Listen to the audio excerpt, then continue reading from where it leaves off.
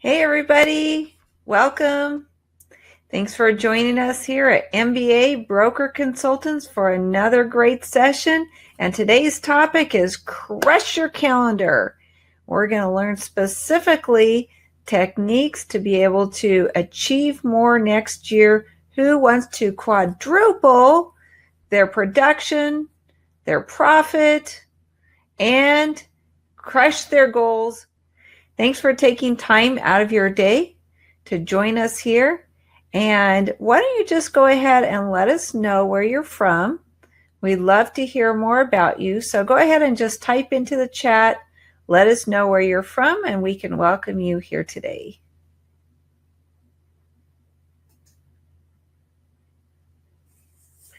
All righty, looks like we have some people joining us already. California's in the house. Woohoo, Florida representing. Okay, where's my Texas brokerage owners? All right, thank you everybody for joining us. If you could just let us know what city you're listening in from, that would be great. We're going to give you a couple of minutes to say hello before we get started here. By the way, we're going to be working from 3 awesome books today. If you have them handy, you might want to get them out. If you don't, no worries. You can always order them later. The first book is called Your Best Year Yet. And this is the hardback version, so it actually looks a little different than if you get the paperback version. The second book, this is my favorite of the 3, is The 12-Week Year. Okay. And that's from Brian Moran. It's going to show us how to quadruple our production and our profits by changing our mindset, changing our habits, and changing our processes this year. And the last one is a handy little book called The Time Chunking Method. There you go. And the time chunking method is about working smarter, working more efficiently with our daily schedules. So who's ready to get started? All right. Thanks everybody for joining us. Welcome. See, we got everybody logging in here, so wonderful. We're going to go ahead and get the PowerPoint slide deck started. And you can go ahead and comment in. Please let us know if you have any questions, comments, or anything. And let's get started here. Okay, this is our Crush the Calendar topic. Welcome to today's massive action plan for real estate brokerage owners. In addition, we do have a little gift for you at the end, so definitely you're going to want to stay tuned for that. It's something every brokerage owner is going to love. Caution, don't try this at home, right? This is a massive volt of electricity getting energized up. Even though we don't want to try that at home, I actually do have some really cool hacks for you today. So we're going to start off with our 3 hacks. But first, just wanted to say welcome to everybody. If you're there in the chat bar, please let us know where you're joining us from. And a little bit about myself. Most of you already know me. And I'm a real estate brokerage owner, licensed for 30 years. My mission is to elevate the standards of professionalism in our real estate industry. And I do that by sharing with you the Fortune 500 concepts that I've learned and that I'm continuing to learn, and hope that you all can benefit as well. So, and a little bit about my company, MBA Broker Consultants. I'm the founder, and our mission is to help you not just play the game, but change the game of business, to think on a higher level, think bigger, accomplish more, and leverage your time better. So, today's agenda is about achieving your goals, right? We all have New Year's resolutions. What happens to those? I'm going to give you 3 high voltage office hacks to energize, and I'm going to give you my best year yet summary, plus my own personal secret sauce that has allowed me to accomplish really great things in the last few years. Then we're going to look at the 12-week year for massive results, we're going to take a little time out to plan our annual calendar, and then I'll show you the time chunking productivity action plan along with a sample weekly calendar. And last but not least, I'll share some awesome resources with you. So who's ready to get started? All right, so what are people's top New Year's resolutions? Fitness, nutrition, weight, those are always at the top of the list, aren't they? For good reason. What about spending less and saving more money? Those are always great New Year's resolutions. What about spending more time with family and friends? Getting organized, hobby, travel, reading. These are all great New Year's resolutions that are always at the top of people's New Year's list. But how long do the New Year's resolutions last? So that could be an issue. Let's talk first of all about what are your New Year's resolutions. So we're going to go ahead and put a poll up.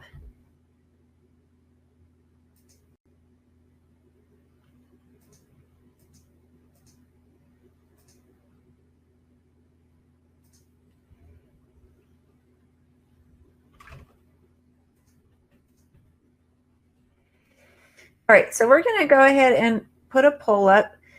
Go ahead and check and see if you can see the poll now. The question is, what are your New Year's resolutions? And the answers are A, do you want to have more sales production, more agents, more volume? Everything's increased in your brokerage. In other words, you just want to go for it on a really big scale. B is, do you want to ramp up your profits and your paydays? So in B, you're more of looking at the bottom line, right? That net profit and the profit margin and extracting more paydays from your brokerage. Or number C, you just say, forget about business. I just want to take a 2-week family vacation. And if C is your goal for this year, that's great as well, because many of us work very hard around the clock, week after week, month after month, sometimes year after year without a vacation. So as a brokerage owner, we definitely need to schedule in those vacation and downtime. So go ahead and put your answer in A, B, and C. Okay, we have some answers coming in here. Okay, really good. Awesome, I love that. Sales production and profitability. Go ahead and end that poll. So the bottom line is no more New Year's resolutions. Why is that? Because most New Year's resolutions fail. The top reasons are unrealistic expectations. People say, oh, I'm going to accomplish so much, and then they don't accomplish as much as they expected. Or it could be it was vaguely defined, like, oh, I'm going to make a lot of money. Well, that's not really a very realistic goal because we don't even know where to start. What's a lot, right? Number 3 is mentally unprepared. In other words, people are not really in that frame of mind to change their habits, and they haven't prepared themselves for it. Number 4 is time mismanagement, right? We get in that social media and texting, and all of a sudden the day slips by and we haven't accomplished anything, and you think, what did I do all day? And number 5 is just plain old life distractions. Those are things you can't always anticipate, but they're part of life. They do come up, right? And so for these reasons, New Year's resolutions most of the time fail. So instead of, trying to make a New Year's resolution, try something a little easier. Instead of hype, create habits. Believe in yourself. Know that you have the tools that you need to do whatever your goal is. Or if you don't, that you know how to be resourceful enough to reach outside and find the tools or ask somebody, right? Also, I find it helpful to copy somebody else who's successful. When you see somebody else that is going down a path that you'd like to go on, maybe not copy them exactly, but copy their methods, their habits, their mindset, right? See what that person is doing to be successful. And if they can do it, you can do it. If somebody else can do it, I know I can, and you can too. And the next is to simply write out the steps and follow them. It's not very hard if you have a plan to say, oh, I'm going to make $1 million. Well, that's not very, it's a specific goal, but it's not realistic because we don't have steps to get there. So if you have steps written out, if you can break that down into monthly, weekly, and daily, then you're more likely to achieve that goal that you set for yourself. All right, so here's my 3 hacks to energize yourself at work. And the first one is purge the old to make room for the new. So that's high voltage hack number 1. What do we mean by that? Whose office looks like this, right? Who has so much stuff all over that they don't know what to do with it? So what do we need to do? Get rid of some stuff.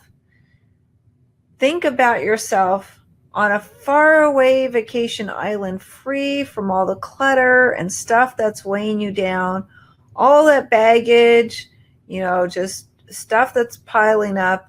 And if you can see yourself in a new frame of mind, then that gives you the freedom to be able to let go of some of those things you're holding on to. So here's my favorite way to let go of things.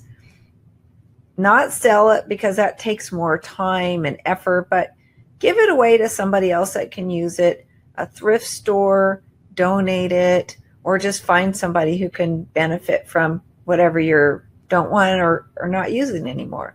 That'll help clear your life out a little bit. Now, hack number 2 is to change your workspace. So first we clean it up,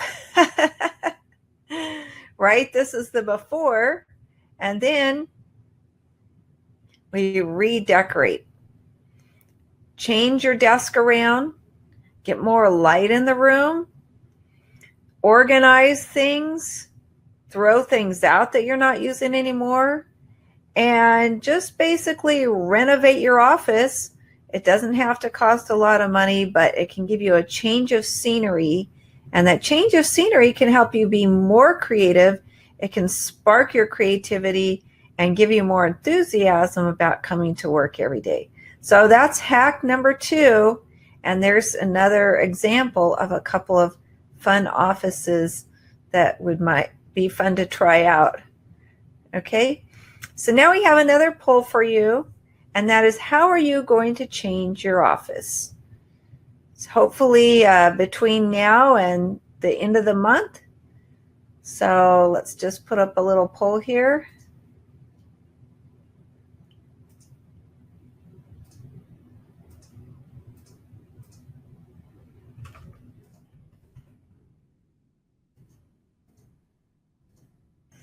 Okay, so how are you going to change your office?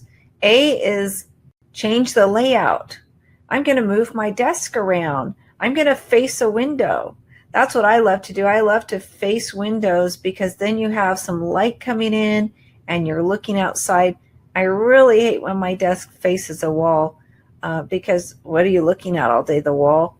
So I really like to locate my office somewhere near a window or a sliding glass door where I can look outside and hopefully have some plants or something nice to look at outside, flowers. B is, are you going to upgrade the style, the colors, the theme? And you might want to look online, get some great ideas for that. And number C is that window view for more light that I was talking about. All right, so A, B, or C, let us know how you plan to change your office to get re-energized and ramped up for your year. Okay, everybody? All right, we got about 10 more seconds here. How are you going to change your office? A is layout or move your desk around. B is upgrade the styles, colors, or theme. C is the window view, get more light. All right, we got some great answers coming in here. Moving the desk around seems to be popular. Upgrading the style. Okay, wonderful. Great job, everybody. Please let me know in the chat if you have any questions. Hack number 3 is finish something unfinished. the reason this is such an energizing hack is because when you don't finish something, you have a sense of a sort of a burden. It's a very strong psychological barrier. And sometimes we can't break through that until we let go of something by finishing it. And then we have a sense of completeness that something is done, right? So maybe there's a room that you've been remodeling. Maybe it's a relationship where you need to talk to somebody and tell them that you love them, or maybe it's just helping a friend out with something you promised them, or maybe it's dusting off that manuscript and finally publishing that book you've been thinking about. So whatever it is, think about finishing something that you left unfinished, and that'd be a great way to get you revved up, excited, energized coming into the new year. Also, we have a book here, right? And I know I promised I would share this book with you. Your Best Year Yet. So this book is an annual personal assessment that you can do by yourself or with a team or with your spouse, your family. And basically what it does, it just walks you through what would be in a workshop. So instead of going to a workshop, you can read the book and go through the steps that you would go through if you're in a workshop. So it's a great way to sort of assess your own year from last year and plan for next year. So let's look at some of the sections in there. Oh, first, what habits are holding you back? That's why it's so important to do something like this every year, right? Did you know that most people have about 12,000 to 60,000 thoughts running through their brain every day? And that seems like the good news, but the bad news is 95% of those thoughts are the same exact thing as the day before, and 80% of that is negative. So remember, you're pulling in from what's around you in the environment, and it could be a lot of negativity, but also in your own brain, it's a lot of negative going on, a lot of negative talk about what you can't do and can't accomplish, your fears, your limitations, what's holding you back. So that's why it's so important every year to clear out from the previous year and plan your next year. And we know that saying from Abraham Lincoln, give me 6 hours to chop down a tree and I'll spend the first 4 sharpening the axe, right? So he is saying 2/3 of our time should be spent in preparation for a task, and our minds are sort of like that dull axe that has to be sharpened, right? So before you use your mind, you definitely want to sharpen that axe and get in the right state of mind before you start planning and preparing and setting out to achieve massive goals for the year. Oh, and by the way, that's from a 2005 study at the National Science Foundation. So the 10 questions in the book, the first one is, number 1, what did I accomplish? Always start off with the good news, the great things you did, right? Give yourself a pat on the back for the things you did accomplish last year, and take time out to recognize them. When you celebrate yourself and your achievements, you're more likely to empower yourself for the future, because you know if you've had a success in the past, you can have another one in the future, right? It sort of motivates you a little bit. And it's its own reward of, being aware of that. Okay, question number 2 is, what were my biggest disappointments?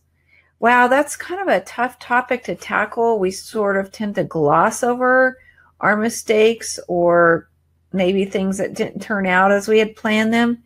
But it's really, really important to see what things didn't turn out as planned, because it's a reality check.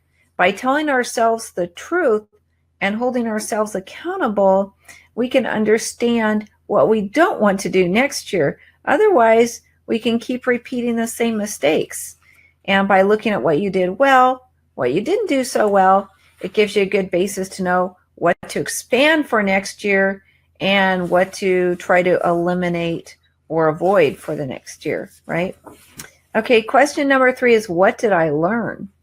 Right? So when you've achieved the greatest source of, so far is the greatest source of information for you, because what you did right and what you didn't do so right are teaching you lessons. But honestly, if you didn't learn from it, there's no lesson to be, that you can take away and improve yourself.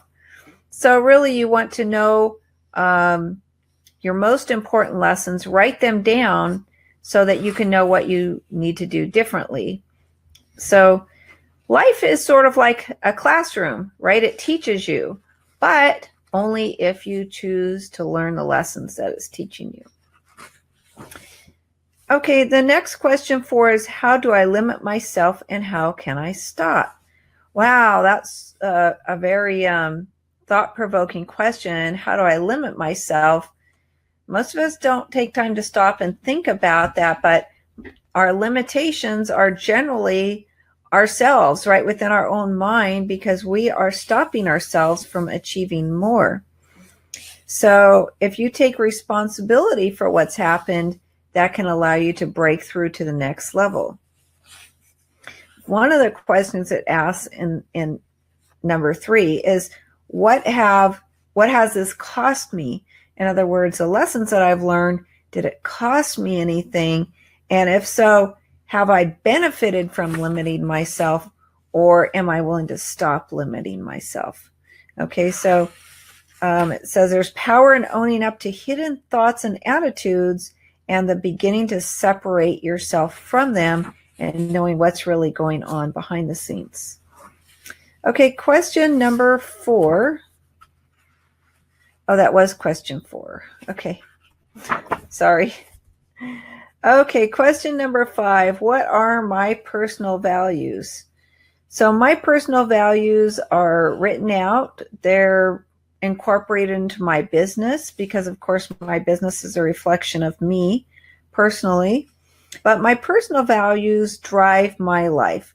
And so it's sort of like, we have our life, and then we have our business and our family and other little things. But our life is the overarching thing that drives all the other things, right? So it's more about our lifestyle, our goals, our legacy, and then that drives our business and our career and what we choose to do with our family and our spiritual walk.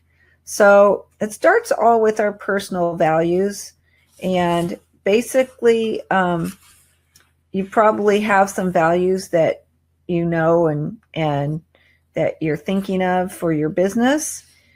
I would challenge you to look at those and see where those values came from. Are they things that are a reflection of you personally? So there's 2 things that this question asks about your values, and there's a list of values here: integrity, loving my family, making a difference, keeping promises, honesty, trust, peace of mind, happiness, compassion for others, respect, sense of accomplishment, demonstrating my best, expressing myself.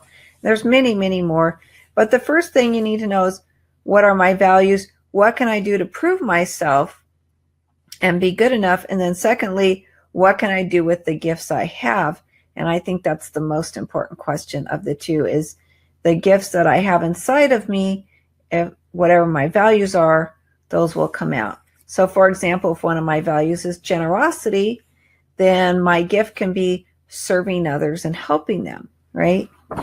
So our gifts sort of flow based on our values. Okay, so that's questions 1 through 5. Question 6 is, what roles do I play in my own life? I know that seems like sort of a weird question, because we don't normally think about the roles that we play. But if you look at your life from that perspective of the roles you place, and it provides a sensible way of integrating the various areas of your life while you place yourself and your values at the center, and then you direct the show of what roles you play. So for example, some of the roles you might play might be, business owner, spouse, wife, homeowner, salesperson, coach, adventurer, parent, daughter, manager, homemaker, friend, poet, writer. So there might be a lot of different roles that you play. And this book is sort of unique in that instead of looking at necessarily areas, you look at your roles and then you sort of put those roles together with your goals at the end. So we'll see how that all comes together in just a minute. Question number 7 is, which role is my major focus for the next year? So this is where it starts to get tough because, instead of saying, oh, I have 10 roles, I'm going to juggle everything in my life and have this perfect harmony of work-life balance by juggling my 10 roles. We know that's probably realistic and setting ourselves up for, a heart attack or nervous breakdown or something, because we really can't do everything. So this question helps you narrow down and define which roles you're going to focus on for the next year. And, each year you can pick something different. One year, maybe you want to focus on your role as a business owner. And then the next, year you want to focus more on your role as an adventurer or a spouse or whatever it is. So there's a lot of different roles you can focus on. And this has a neat little chart. I'll show you a little example of it. I don't know if you can see that there. I think it's a little too bright. Okay, sorry. Okay. Sorry, I don't think you can see that. But anyway, it's a cool little circle, and basically what you do is you draw your different roles, and it sort of allows you to see all of your roles and decide which ones you want to focus on a little more than others. So anyway, integrating your roles, that's important.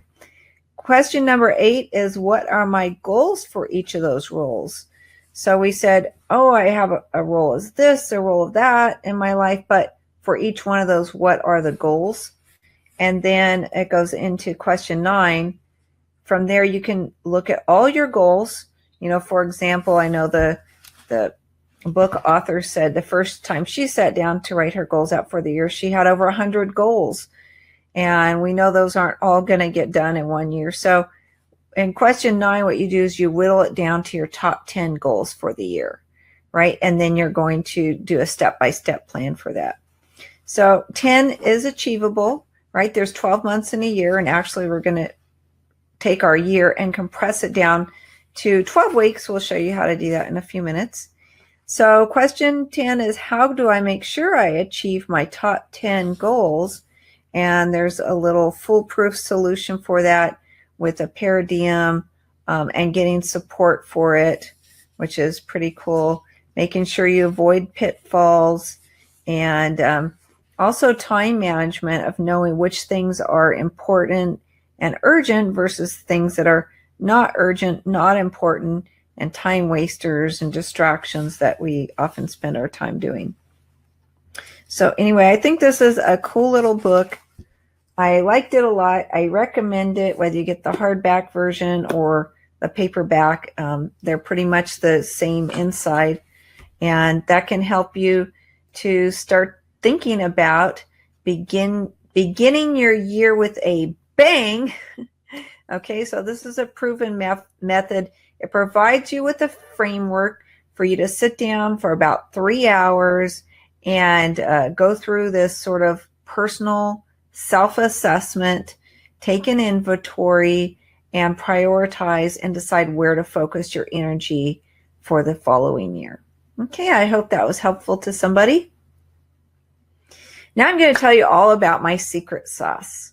Okay, so this is the Regina secret sauce. So I have 3 tricks I'm going to tell you about, or I have 3 hacks I'm going to tell you about. And the first is create new habits. Right? I have a wonderful book by Joyce Meyer, and it's about breaking old habits, creating new habits. And it's not easy to create new habits, but it can be done if we focus on them. We just learned how to whittle down our year to the 10 top goals for the year. And then how do we create habits that can support those goals and allow us to achieve them during the year? So that's a great tip right there. The next one is what I call EDD. That's everyday discipline. It's so easy to think, oh, I'll do that tomorrow. I'll put that off. I'll take care of it later, right? And I say, do it now, do it today, and do it every day. If you have a huge, giant goal that you're working towards that seems overwhelming, and frankly, you don't even know how you're going to reach the goal, if at all, break it up. Every day, do something working towards your goal. When I was writing my first book, Buy Your First Home, in 2012, every single day, almost every day without fail, I worked on my book.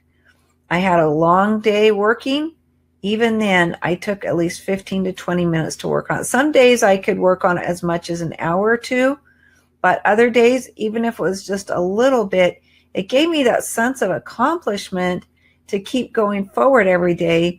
Even though it took me 9 months, the point is that I kept moving forward. I kept progressing, and I had that feeling of success a little bit every day, and I knew it would be achievable. It was just a matter of time because I was working on it continually. It would have been really easy a lot of days when I was tired to just say, no, forget it. I'll just put it off till tomorrow. But I did that EDD, everyday discipline, just a little bit every day closer to my dream. And the last tip of my secret sauce is to set non-negotiable deadlines.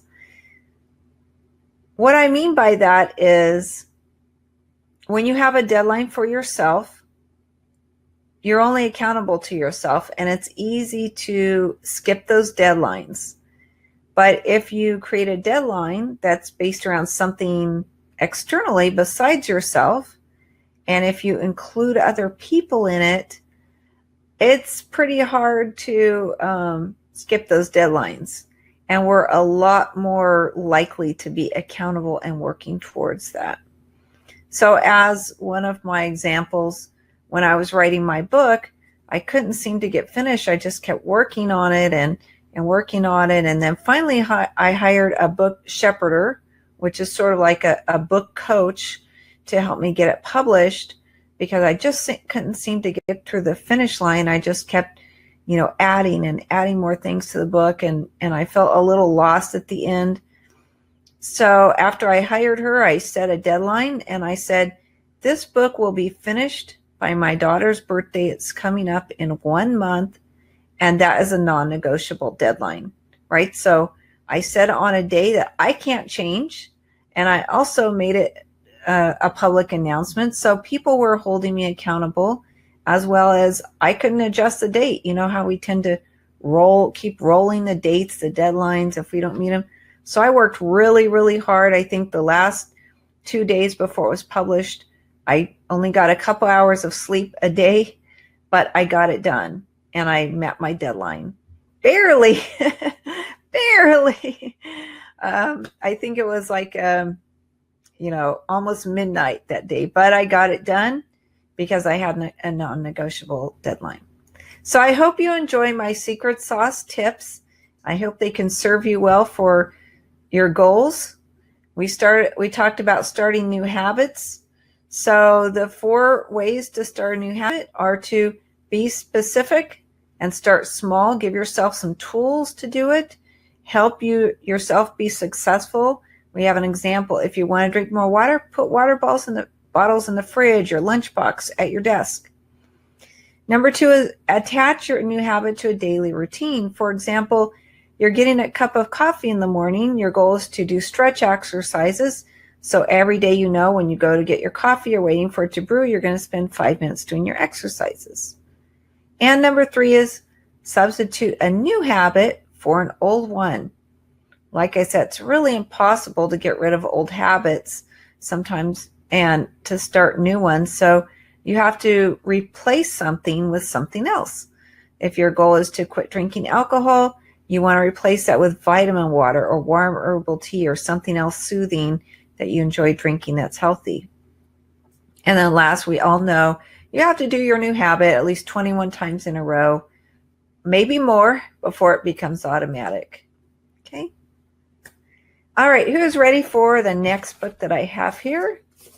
The 12-week year. There we go. Achieve massive results times 4. Why I call it times 4 is because there's 52 weeks in a year, and we're going to learn how to compress that into 12 weeks. And then the 13th week, we always take that week off just to decompress a little bit, reflect, and then plan the next 12 weeks. So if we do that 13 weeks, 4 times in a year, that's 52 weeks, right? So, each 12-week period, we build on the 12-week period before it. This book is all about implementing and executing. Instead of thinking of, a whole year, try to redefine the traditional year. Discard your annualized thinking and think about weeks instead of years. One of the reasons is that because when we have a long period of time, like a year, it's like looking way into the future. We can't quite know what's going to happen so far away. It's almost like making a prediction, and we're afraid to make it because we don't know what's going to happen. We can't hold ourselves accountable that far in the future. But 12 weeks is a short enough period that we really can have a lot of influence. Instead of thinking, I'll put it off, for another day. 12 weeks, that's not much time. Now we get laser focused and get on track, right? Another feature of the 12-week year is the scorekeeping. Now, some people say, I don't like to keep score. But honestly, there's a reason why sports is popular. Sports goes off of scoring. There's a winner and a loser. And that holds everybody accountable because people want to win, and that gives you a performance reality check. So the same thing in your business or in whatever you're trying to accomplish. If you measure it, it drives the execution process. It provides you comprehensive feedback, and giving yourself a weekly scorecard will let you know what percent of your tactics that you plan to complete you actually implemented and you actually did complete. And it's tough for us to measure our own results and to see that we're not living up to our own expectations.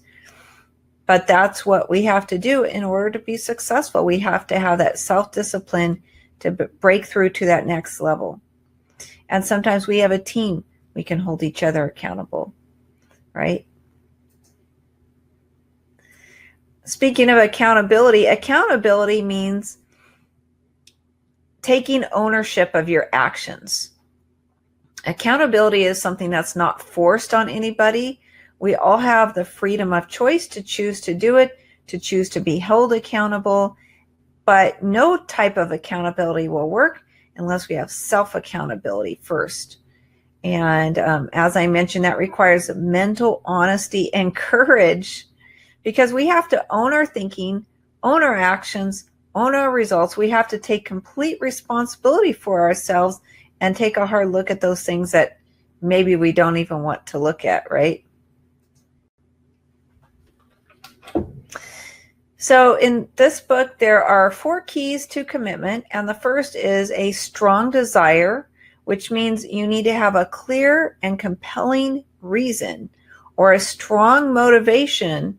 Otherwise, it will be really easy to, forget about your goals and say, well, if it doesn't get done today, it's no big deal. It doesn't matter, right? But your motivation is based on something you see in the future that you really want. Keystone actions. Those are a few core activities that produce results. Now we said we're going to whittle down our goals. We can't accomplish 100 goals this year. That's just ridiculous. And then in 12 weeks, we're going to be laser focused on a handful of goals, only a few. And we're going to focus only on those few core activities that produce the results, right? We talk about the 80-20 rule, where 20% of what we do produces 80% of the results. And those are our keystone actions at 20%. And we want to focus more on those. The next thing is sacrifice, which means you have to count the cost in advance and decide if you're willing to make the sacrifice. If you're not, don't do it. Don't commit to it, because you won't be able to keep your commitment. But count the cost in advance so you know what you're getting into. And when you get to that hurdle, that obstacle, that challenge, you're going to say, you know, I've already accounted for this in the beginning, and I already decided I was willing to make this sacrifice in the beginning, right? And then the last is the discipline. And I know a lot of us, we get caught up in our feelings and, you know, do we feel like doing this? We don't feel like doing this, but self-discipline leads to success, because we're acting on the commitments we've made to ourselves first, right? And our commitments to others. And if we act on those commitments instead of on our feelings, then we will be disciplined to be able to be successful. Because ultimately our commitments shape our lives. Our habits are based on our commitments that we've made. Yes, I might not want to get up early in the morning and exercise, but if I've made a commitment, if I have that motivation because I have a goal, right? If I have a few key actions, I'm going to do this every day, and I'm willing to make the sacrifice, and I'm willing to put it in my schedule and have the self-discipline and the fortitude to continue on, then we can change our lives. And that's what we're talking about today, right? Changing our lives for the future. Now, I have a question for you. When does a champion become great? We see somebody win the Olympics or win a sports game. They get a trophy. Does the trophy make them great? Does the trophy make them a champion? Or are they a champion the minute they decide to and start executing their daily plan of training every day, whether they want to or whether they feel like it, or whether they, you know, have some obstacle try to derail them, right? So which one would you say? Let me know in the chat there. Exactly. People become great the minute they decide to do what they need to do to reach their goal, and they're determined to stay on that path. The trophy is just an outward display of the greatness that the champion already is. It's something that is given so the public can know, but that champion is already great because that champion has persevered through obstacles and has made the decision to train at whatever cost to get to the trophy, right? A little bit about the Olympics for you there. Now let's talk about work-life balance, or in this case, imbalance. I know we get very caught up in saying, oh, I have so many parts of my life. How do I juggle them all? Especially for, I know, me and us busy working moms, that was a dilemma for years because our family needs us. You know, we have our career or job. We're active in our community, serving in our church or our nonprofit organizations. And then we care about ourselves, our health, our, taking care of our exercise and our weight and eating nutritiously. And how do we fit all that in? And we have our spiritual goals. So really, we can't.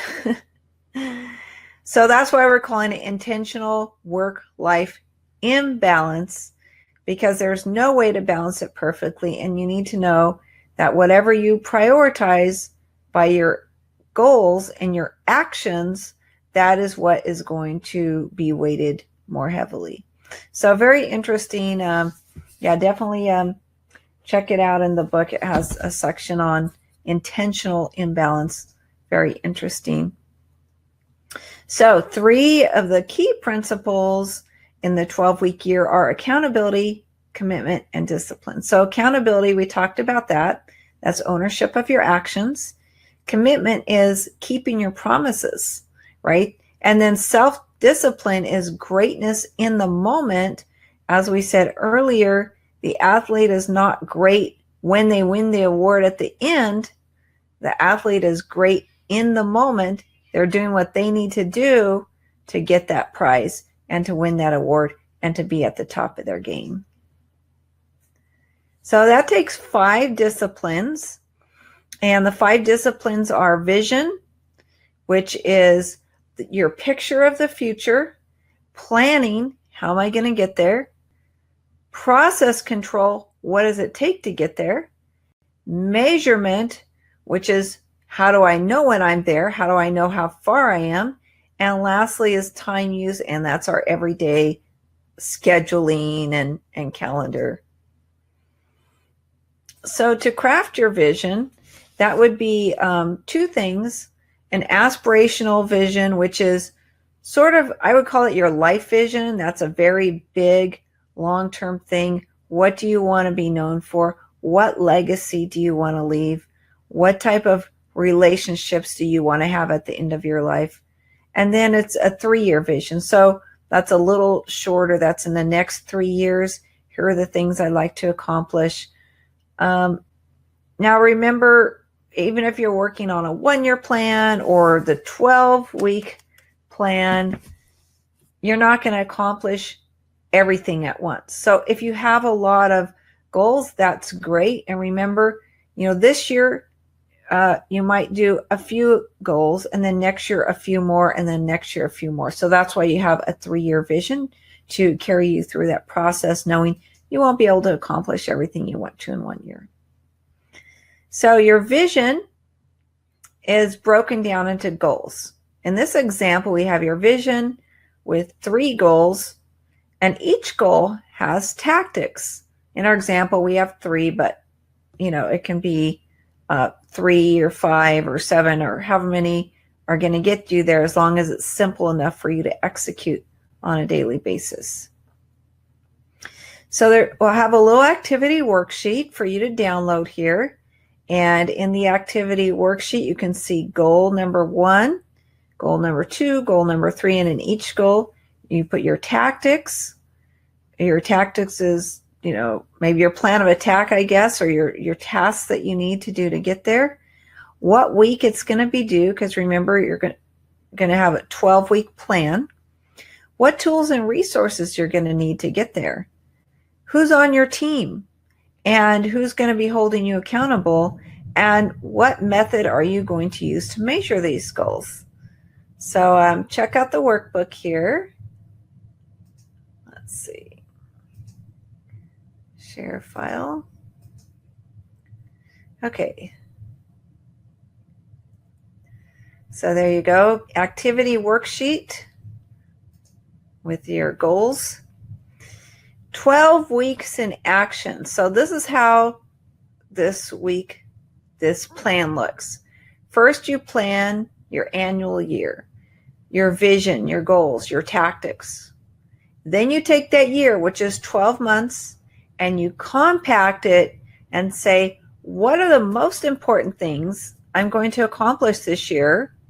And how can I achieve that in 12 weeks?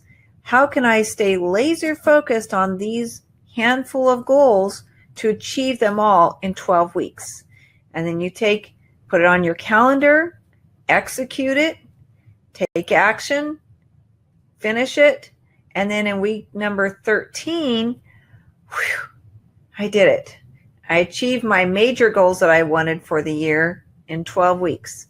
Taking week number 13 off to relax, reflect, and then plan again. Then I do 12-week again. And week number 13, take it off. So you actually have 4 periods in a year when you can take this 12 weeks. So it's like having 4 years in a year, right? And each time you're building exponentially on the 12 weeks in front of it. So what is a goal? A goal is just a dream with a step-by-step achievable plan. A dream without steps is just a fantasy. That's something it's just a wish, something that can't come true because we don't have steps to get there, right? So goals are just practical steps to get to your dream. They make your dream possible. Now, many of us do have life goals. As we mentioned, our life is sort of the setting, the overarching, plan for everything. So we have goals in areas such as faith and spiritual, health, self-care, family, marriage, leadership, friends, and community. So there's many areas that we do have life goals. And let's talk for a minute about our brokerage goals. So what are your brokerage goals? Go ahead and type that into the chat there. If you have already been thinking about what you'd like to achieve for next year, here's some suggestions for you. Agent recruiting, agent training and meetings, marketing, production and sales transactions, recurring revenue, creating new profit centers. We talked about that earlier, right? Lead generation for agents.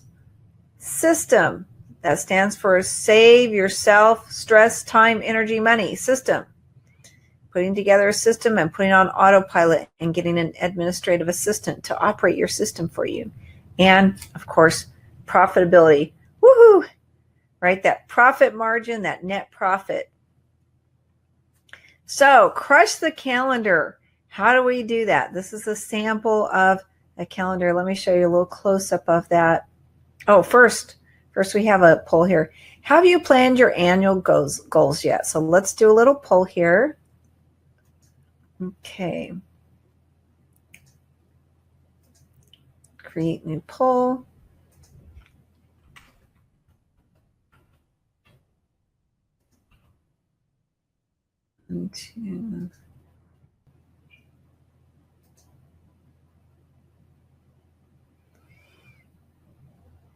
Okay, so there we go. We have a little poll here. Have you planned your annual goals yet? And they are A, yes, it's completely done and written on the calendar. Woohoo! Yay, good for you. B, still in the process, which is great because, yes, you are working on it. And C is, no, I haven't yet started. And that's why I'm here today. And that's good too, because now you're getting a little, a little bit of motivation here to go ahead and get started with your annual goals. So let us know where you're at. A, my annual goals are completely done. It's all written on the calendar. B, it's still in process.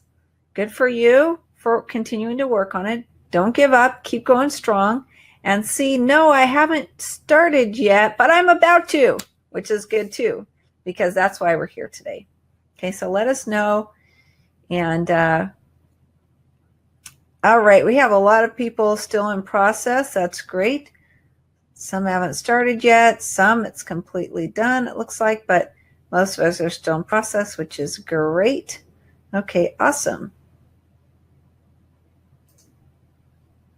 Okay, so we're back to talking about our calendar. So the tools that you want to have on hand are your 2019 planning calendar.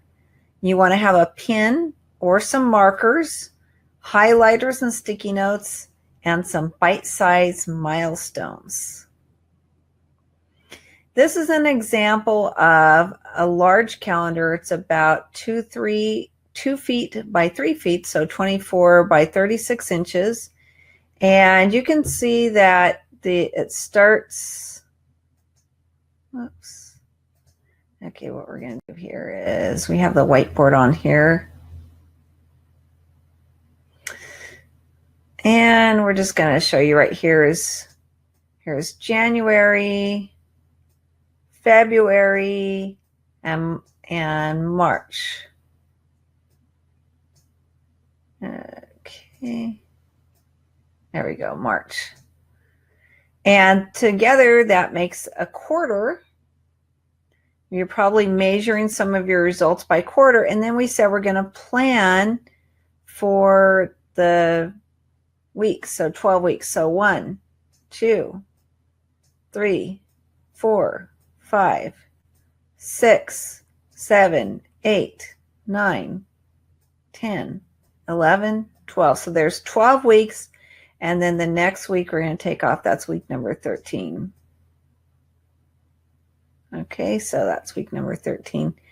Okay, so you can see 12 weeks is about a quarter, but the goal is to not think of it quarterly, because if you think quarterly, you're going to think, oh, that's just part of a year. But if you think I only have 12 weeks, that gives you a sense of urgency to get it all completed within those few weeks, and then you get to take a week off.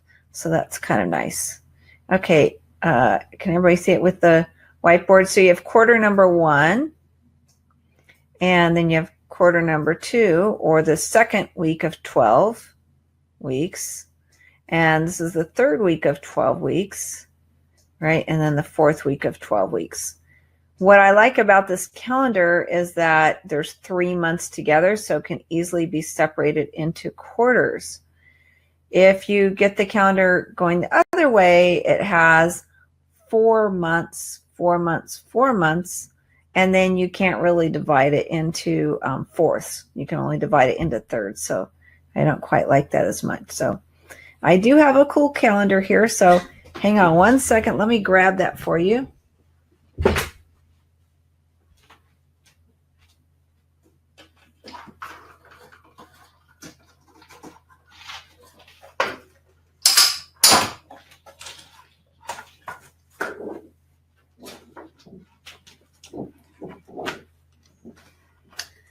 Okay, I hope everybody can see this, but this is my annual calendar.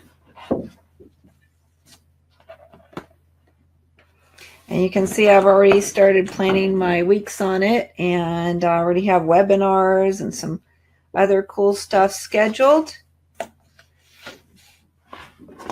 And I'm actually going to give you a little sneak preview of my calendar planning.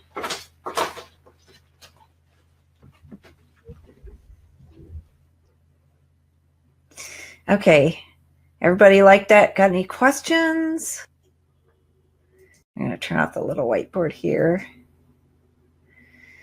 This is the format, another format that I do like even better. Let me put the whiteboard on and show you why I like this one better. In this one, the quarters go down. So you have quarter 1, quarter 2, quarter 3, and quarter 4. And what I like about them is that you can see where the days of the week sort of stop, and then the next one continues here.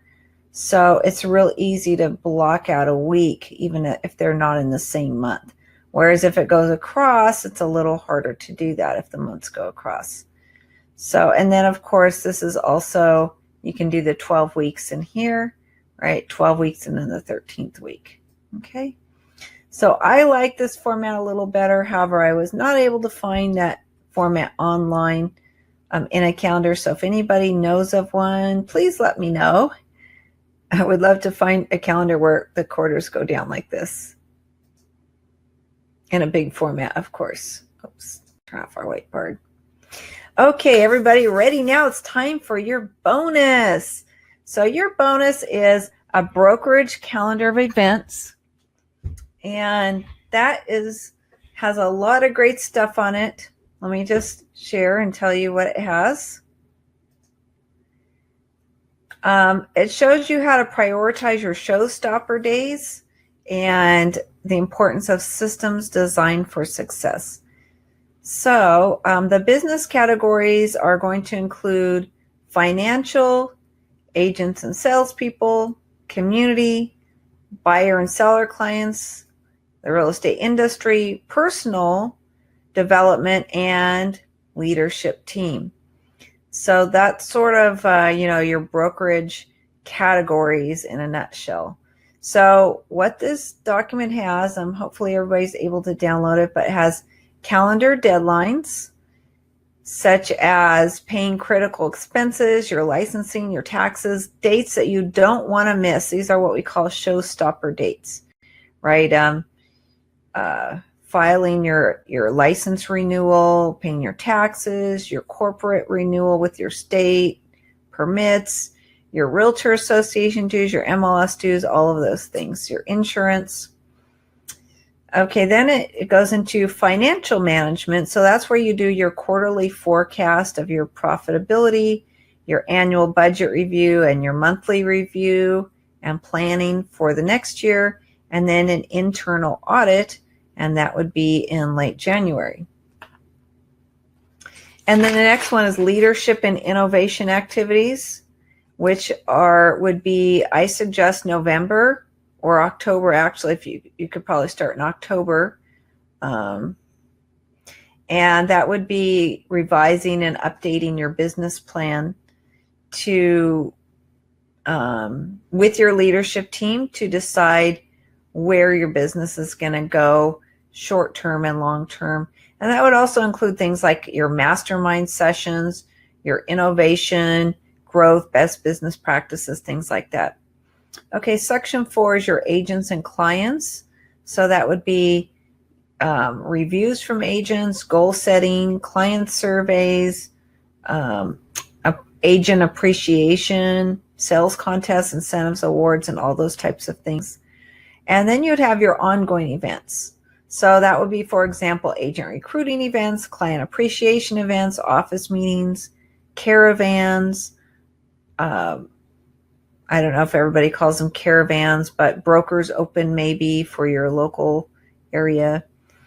Then we have community participation. So that would include things like volunteering in the community, leadership positions, conferences, board meetings, things like that, committees that you're on. And then we have personal. So that, of course, is the fun part.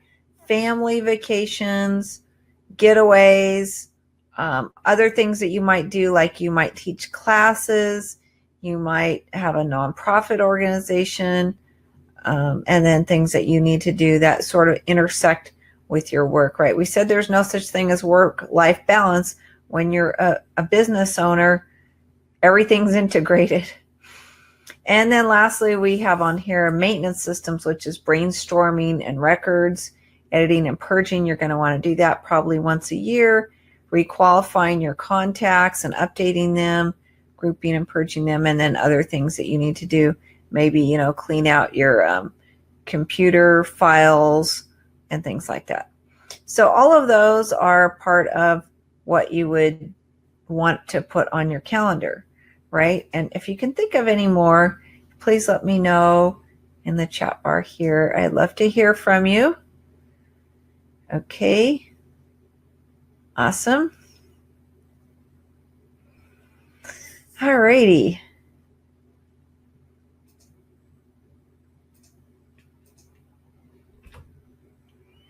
Hope everybody liked your little bonus there. Okay, the last book I have for you here, The Time Chunking Method. Okay, and this is a 10-step action plan for increasing your productivity. So we started with the macro plan, which is my life goals, and then we sort of went into the 12-week plan, which is my brokerage achievements, and then now we're going into the mini plan, which is your time chunking method. So that's how you take all these things and you integrate them on a day-to-day basis. So one of the ways to create new habits is to create new time chunking. And in the time chunking method, this is what they suggest. You don't have to do this exactly, but this sort of gives you a little bit of a guideline. So they suggest working for 25 minutes and then taking a 5-minute break. So you have your 30-minute chunk of time.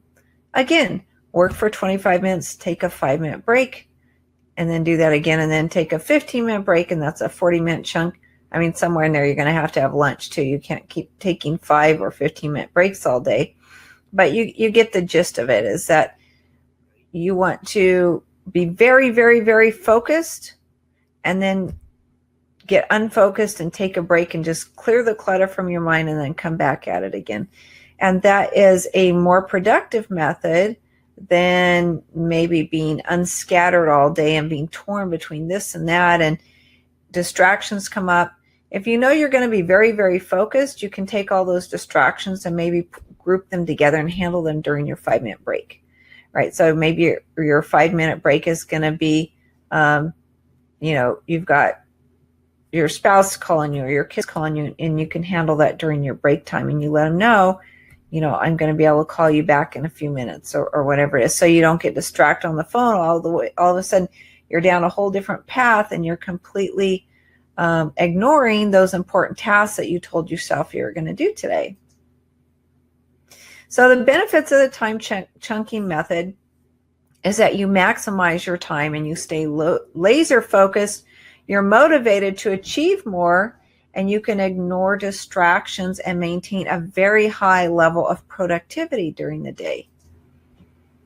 Now, this is my little sample weekly calendar that I have for you today. And on this weekly calendar, it's just sort of an example of brokerages of what they could do in their daily schedule. So you can see there's every day at 8:30 to 9 o'clock, there's a daily kickoff. That would be your morning huddle with your agents. And actually before that, if you look at 8 o'clock, we have day start, which could mean different things to different people. It could mean, getting centered. It could mean reading a spiritual message. It could be just clearing your mind or planning or a moment of gratitude. So that's the day start. And then you have your daily kickoff with your agents. And then we have agent coaching, which is a red activity. So you can see in our key over here, the red activity is agent recruiting, training, and coaching. And that's at the top of your list, right? Because your agents are your most important clients. So we start off with them. So that would be agent coaching a couple times a week. And that's on Monday and Friday morning. Then on Tuesday and Thursday afternoon, you would be helping them with goal setting and meeting with them. On Monday afternoon, you would be helping agents walk them through their transactions. And then recruiting appointments. Okay, we have that plugged in the schedule for Tuesday and Thursday morning. Every Tuesday and Thursday morning, you have in there, say, 3 hours when you're going to set up recruiting appointments, so you have no excuse not to be doing your calls and your marketing during the week and have those meetings set up with prospective agents. That's how you grow your brokerage. And we talked about that in the session on recruiting agents. And then on Wednesday morning, we have our office meeting every week, training, things like that. Then we can see, looking at our key, the orange is marketing and promotions. So we did that around midday because some of that does involve networking lunches, meeting with your sphere of influence, making phone calls when you know people will be available, which is at lunchtime, having coffee with people and things like that, farming your market, lead generation, and all of that. And again, your marketing is revolved around getting agents into your office for those recruiting appointments on Tuesday and Thursday morning, right? So your marketing is centered around bringing agents into the company. And then you have yellow, which is your planning, working on your business, your leadership team meeting, your leadership development. Green is your office, so that's your organization, your processes, your plans. And if you have an administrative assistant, much of that can be done by your administrative assistant. And then blue is your career, so your business owner skills, working on your business. And we have that in the schedule Tuesday and Thursday evening after dinner and family time to do some online training while everybody's watching TV. You can be sitting there working on your Surface Pro, doing your online training, right? And then D is personal development. And so you can see we have a little block of that every evening in here right before you plan your next day. And we were talking about, sharpening the axe, right? Your personal development, your planning. And so that's really important. as well as we just were talking about the time chunking, which in a 30-hour chunk, you want to work for 25 minutes, take a 5-minute break. So you can see our daily plan here has everything organized into 30-minute blocks. Even if they're, say 3 hours, you can work for 30 minutes, 25 minutes, take a 5-minute break, or you could work for, say, 50 minutes and take a 10-minute break. Okay. Okay, is everybody liking this so far? The weekly calendar? Who wants a copy? Woo, raise your hand. Okay, copy coming. Copy of the weekly calendar. All right, that's a cool bonus gift. Okay. Cool. There we go. Now we have another poll for you. This is our last poll, I promise. Would you like a paper? Do you prefer paper or online daily planner? Okay, so we're going to go ahead and put up a poll for you here.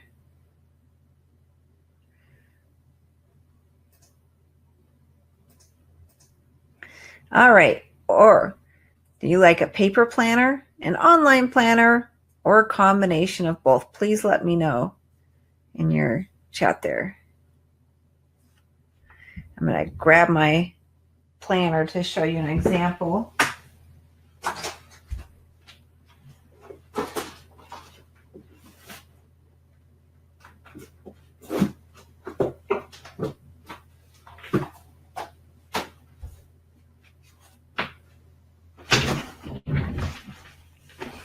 Okay, so here's my 2017 example. Oops, I know the light's kind of bright. It's hard to see. Okay, there we go. So I have a great little planner to show you here. All righty. It's amazing how many of us like a combination of both, right? I like to write on paper. I like to put everything down. I like to see it on paper. But I also use my online planners to make sure that I have recurring things in my schedule, alarms that go off. So I actually like to use a combination of both. And yeah, so whatever works for you, the most important thing is, do you use it, right? So here's an example of our 2018 Goal Achiever is what we call our planner. It's designed for top producing real estate agents. You can break down your annual goals into daily activities. It has a way to track your weekly progress. And then, of course, you want to reward yourself when you succeed. So we have a little link for you here. Oh, and by the way, brand new one coming out. Stay tuned for that. Here's an example. Turn the whiteboard on. You can see the annual sales goals right there, right? As part of the planning process and what are the steps you're going to take to reach it.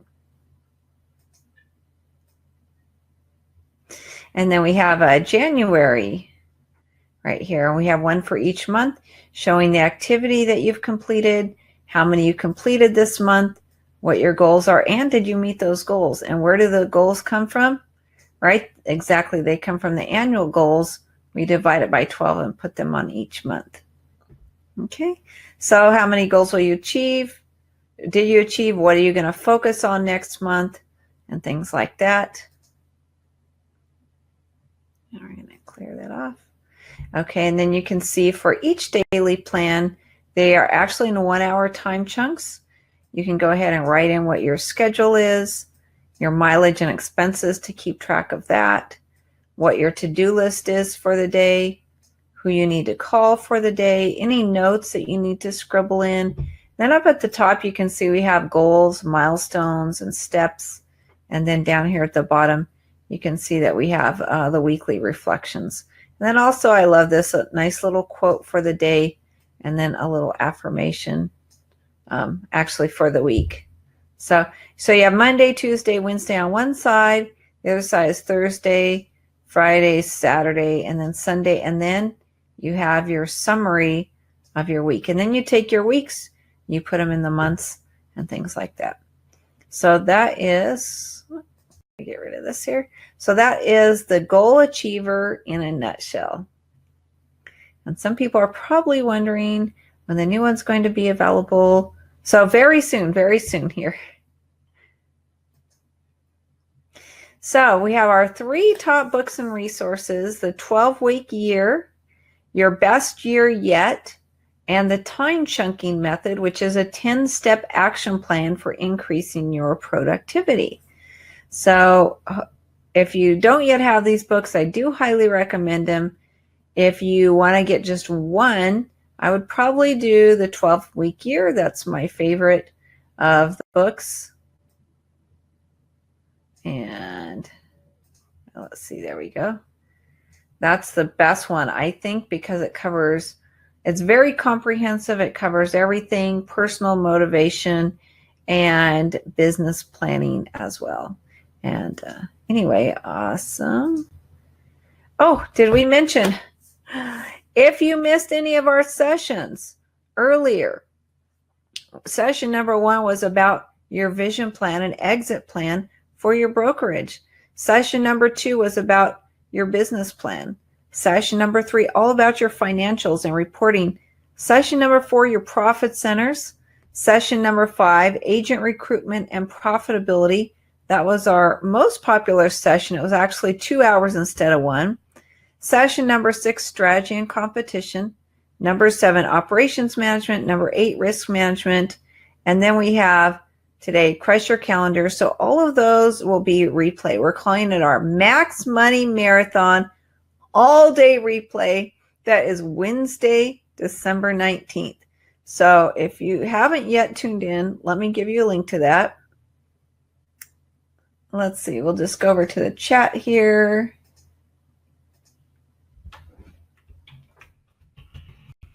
Okay, so that link to all-day replay.